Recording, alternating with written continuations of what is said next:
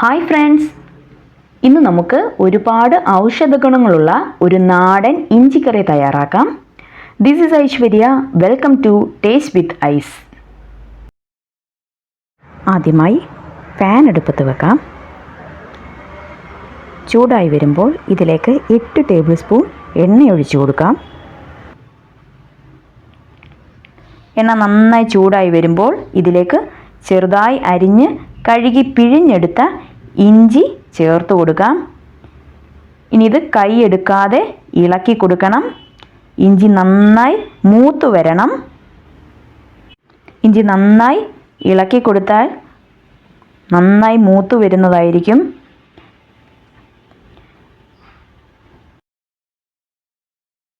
ഒരു 1/4 മൂപ്പാകുമ്പോൾ ഇതിലേക്ക് ചെറിയ ഒരു കഷ്ണം കായത്തിൻ്റെ കട്ട കൂടി ചേർത്ത് കൊടുക്കാം.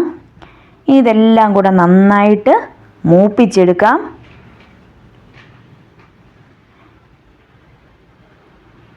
ഇഞ്ചി കരിഞ്ഞു പോകരുത്.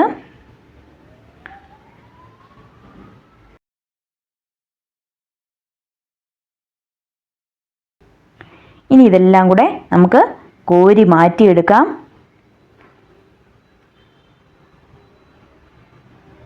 ഇഞ്ചി നന്നായി മൂക്കണം, ഇല്ലെങ്കിൽ ഇഞ്ചിക്കറിക്ക് നല്ല കളർ ലഭിക്കുന്നതല്ല.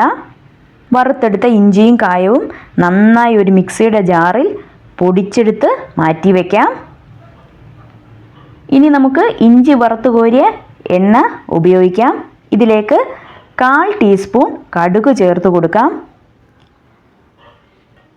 കടുക് നന്നായി പൊട്ടി വരുമ്പോൾ വറ്റൽമുളകും കറിവേപ്പിലയും ചേർത്ത് ഇളക്കാം.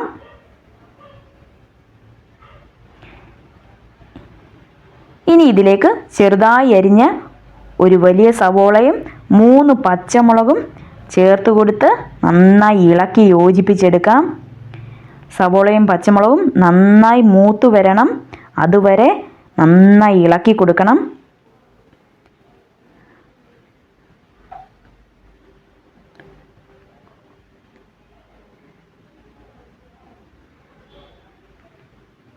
ഈ ഒരു പരുവം എത്തുമ്പോൾ ലോ ഫ്ലെയിമിലേക്ക് മാറ്റാം. ഇനി ഇതിലേക്ക് ആദ്യമേ 2 ടീസ്പൂൺ മല്ലിപ്പൊടി ചേർത്ത് കൊടുക്കാം. കൂടെ തന്നെ 2 ടീസ്പൂൺ മുളക് പൊടിയും. ഞാനിവിടെ കാശ്മീരി മുളക് പൊടിയാണ് ചേർത്തിരിക്കുന്നത്. കൂടെ തന്നെ 3/4 ടീസ്പൂൺ ഉലുവയും ചേർത്ത് നന്നായി ഇളക്കി യോജിപ്പിച്ചെടുക്കാം. പൊടികളെല്ലാം നന്നായി ഇളക്കി യോജിപ്പിച്ചെടുക്കണം. ഇനി ഇതിലേക്ക് പുളിയൂടെ ചേർത്ത് കൊടുക്കാം. ഞാനിവിടെ ഒരു ചെറിയ നെല്ലിക്ക വലുപ്പത്തിലുള്ള പുളി കുതിർത്ത് വെച്ചതാണ് ചേർത്തിരിക്കുന്നത്. കൂടെ 1/2 കപ്പ് സാദാ വെള്ളം കൂടെ ചേർത്ത് കൊടുക്കുന്നുണ്ട്. ഞാനിവിടെ 1 കപ്പ് പുളിവെള്ളവും 1/2 കപ്പ് സാദാ വെള്ളവുമാണ് ചേർത്തിരിക്കുന്നത്. ഇനി ആവശ്യത്തിന് ഉപ്പും ചേർത്ത് നന്നായി ഇളക്കി യോജിപ്പിച്ചെടുക്കാം. ഇനി ഇതിലേക്ക് ഇഞ്ചിയും കായവും കൂടി ചേർത്ത് പൊടിച്ച് വെച്ചിരിക്കുന്നത് കൂടെ ചേർത്ത് കൊടുക്കാം. കൂടെ തന്നെ 2 ടേബിൾ സ്പൂൺ വിനാഗിരി കൂടി ചേർത്ത് കൊടുക്കുന്നുണ്ട്. വിനാഗിരി ചേർത്താൽ കറി കുറച്ച് ദിവസം കേടുകൂടാതെ ഇരിക്കുന്നതായിരിക്കും. ഇനി നന്നായി ഇളക്കിയതിന് ശേഷം 2 ടീസ്പൂൺ പഞ്ചസാര ചേർത്ത് കൊടുക്കാം. ഇനി ഇതെല്ലാം കൂടെ നന്നായി വറ്റിച്ചെടുക്കണം.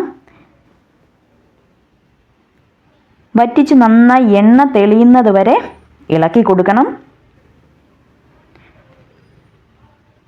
വറ്റിച്ച് കഴിഞ്ഞ് ഒരു നല്ല കുഴമ്പ് പരുവമാവുമ്പോൾ നമുക്ക് ഫ്ലെയിം ഓഫ് ചെയ്യാം. ഇത്രയുള്ളൂ, നമ്മുടെ ഇഞ്ചിക്കറി റെഡി. ഓണസദ്യയിൽ ഇതില്ലെങ്കിൽ ഒരു അപൂർണത തന്നെയാണ്. അതുകൊണ്ട് ഇതൊന്ന് തയ്യാറാക്കി നോക്കൂ. വീഡിയോ ഇഷ്ടമായാൽ ലൈക്ക് ചെയ്യൂ, ഷെയർ ചെയ്യൂ, സബ്സ്ക്രൈബ് ചെയ്യാനും മറക്കല്ലേ. വീണ്ടും കാണാം പുതിയൊരു റെസിപ്പിയുമായി. അതുവരെ ബായ്.